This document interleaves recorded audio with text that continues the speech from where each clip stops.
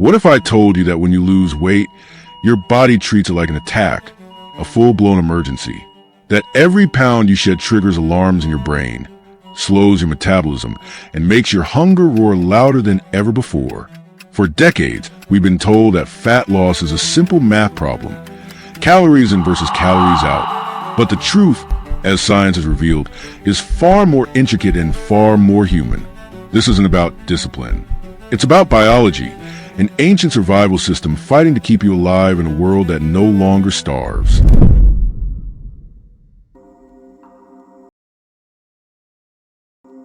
Inside every one of us lies a thermostat, not for temperature, but for body weight. It's called the set point, a biological target your body defends with remarkable precision.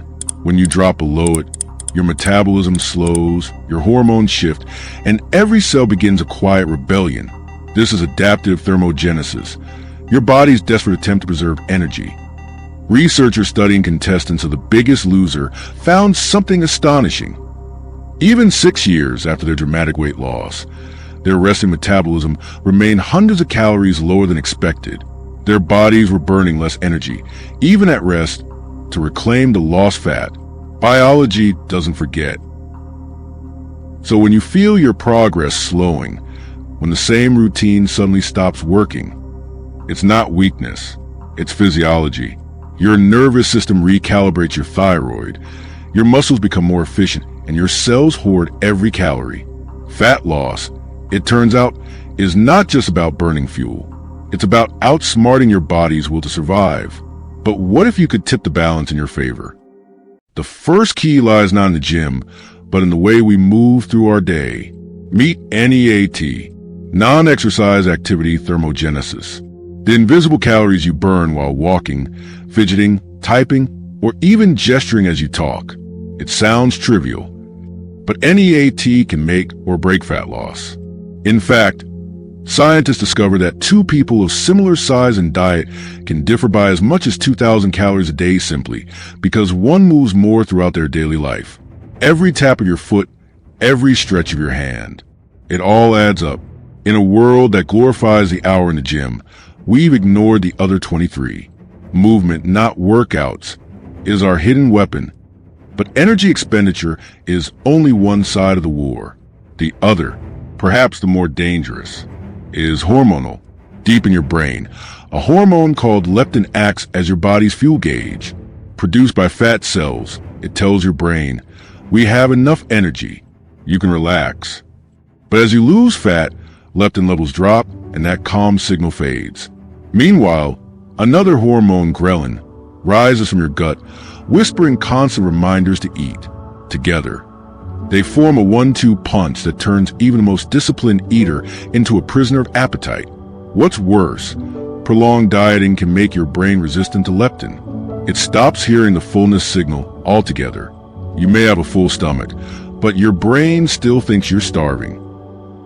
This isn't gluttony. It's neurochemistry. Your hypothalamus, the brain's energy command center, is being rewired by hunger hormones, inflammation, and stress. Astrocyte cells swell, neurons misfire, and the communication lines that once balanced energy become distorted. You eat not because you lack willpower, but because your biology demands survival. But there's hope, because while hormones can sabotage fat loss, they can also be retrained. And one of the most unexpected allies in that process lives right inside you. Trillions of microscopic tenants, shaping everything from digestion to mood. Your gut microbiome. When scientists transplanted gut bacteria from obese mice into germ-free lean mice, the lean mice rapidly gained fat without eating more food. Their bacteria were simply better at extracting energy from the same calories. That means your microbes may determine how many calories you actually absorb and even which foods you crave. The wrong balance of bacteria can amplify inflammation, alter insulin sensitivity, and program your body to store more fat. But the good news? The microbiome is malleable. In just days, your gut ecosystem can begin to shift based on what you feed it. Fiber-rich foods, fermented vegetables, and polyphenol-rich fruits like berries or pomegranates foster bacterial strains that promote leanness. One bacterium, Akkermansia mucinifera, has been linked to improved metabolic health and reduced fat gain, and it thrives on prebiotic fibers. So when you nourish your microbes, they, in turn, reprogram your metabolism. Yet even with microbes on our side, some of us are born with a different set of cards. Our genes. Genetic studies show that up to 60% of our fat distribution is inherited. Some people store more fat in their hips and thighs, others around the abdomen where it's most dangerous. This is not just cosmetic, it's biochemical. Visceral fat behaves like an endocrine organ, releasing inflammatory molecules that drive insulin resistance and chronic disease. For South Asians and other populations, this predisposition can mean metabolic problems at lower body weights. But genes are not destiny. They are tendencies waiting to be influenced. Through environment, sleep, stress control, and movement, we can still change the story written in our DNA. And that brings us to one of the most fascinating discoveries of the past decade. A hidden organ that burns fat on demand. It's called brown adipose tissue, or brown fat, a specialized type of fat packed with mitochondria, the cell's powerhouses. Unlike white fat, which stores energy, brown fat burns it, releasing heat through a process called non-shivering thermogenesis. For years, scientists thought only infants had it, a biological heater to survive the cold. But recent imaging has revealed active brown fat in adults, especially around the neck and shoulders. And here's the breakthrough. You can activate it. Mild cold exposure, even sitting in a 19 degrees Celsius room for 2 hours, can increase brown fat activity and improve insulin sensitivity. Over time, it trains your body to burn more calories at rest. Think of it as teaching your metabolism to stay alert. But before you rush to ice baths, know this: brown fat activation isn't about suffering, it's about adaptation. Even cool showers, brisk morning walks, or avoiding overheating indoors can nudge your thermogenic system. Each signal teaches your body resilience. And resilience is the new metabolism. Yet, perhaps the most important insight is this: fat removal is not fat control. Liposuction can remove fat cells, yes, but it doesn't fix metabolism. In many studies, patients' blood sugar and cholesterol levels barely changed after procedure. Because the issue isn't the presence of fat, it's the conversation fat has with the rest of your body. Cut away the messenger, and the message still lingers. True transformation requires rewriting that internal dialogue: hormones, habits, environment, and mind. So how do we turn this mountain of science into something we can actually live? Let's simplify. Step 1. Audit your biology. For 2 weeks, track your sleep, movement, and meals. Not to judge yourself, but to observe patterns. Notice your triggers, your cravings, and your moments of fatigue. Awareness is data. Step 2. Build your plate around purpose. Protein is your anchor. It protects muscle and signals satiety.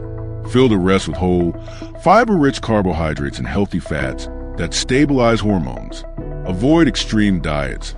They may work fast, but they also trigger the metabolic slowdown that pulls you back. Think sustainable deficit, not starvation. Step 3. Move often, not just intensely. Make an EAT your lifestyle. Park farther, take walking calls, stretch between tasks, pace while thinking. Those small actions accumulate into metabolic firepower. Add 2 days of resistance training to maintain lean mass, your most metabolically active tissue. Step 4. Experiment safely with mild cold exposure. Start with cooler showers or slightly lower room temperatures for short periods. Never force discomfort. The goal is to teach your body adaptability, to awaken its thermogenic intelligence, not to shock it. Step 5. Heal your gut and your rest. Feed your microbes with fibers, fermented foods, and diversity. Sleep 7 to 9 hours a night. Hormonal chaos begins where rest ends. Reduce stress through breathing, meditation, or slow walks. Cortisol is a silent saboteur of fat loss. Calming it is as vital as counting calories. And finally, step 6. Accept biology as a partner, not an enemy. Your body isn't against you. It's protecting you, as it has protected humanity for millennia. You don't need to fight it. You need to educate it. Every meal, every walk, Every mindful pause is a conversation with your genes, your hormones, your microbes. Teach them patience, consistency, and balance, and they will learn to trust you again. Because fat loss isn't a battle to be won overnight. It's a long negotiation with your own evolution. You are not lazy. You are not broken. You are simply working against one of the most sophisticated survival systems ever designed. And now, you have the science to turn it from a defense mechanism into an ally. The truth is, everybody can change, but not by willpower alone. Change begins with understanding. When you grasp the rules of the biological game, thermodynamics, hormones, microbiome, genetics, and thermogenesis, you unlock control. You no longer rely on luck or fads or guilt. You operate with design, precision, and compassion. So, the next time someone tells you, just eat less and move more, remember, you are not a math equation. You are a living symphony of systems. Ancient, intelligent, adaptive. Fat loss is not about punishing that system. It's about conducting it, guiding it, coaxing it into harmony.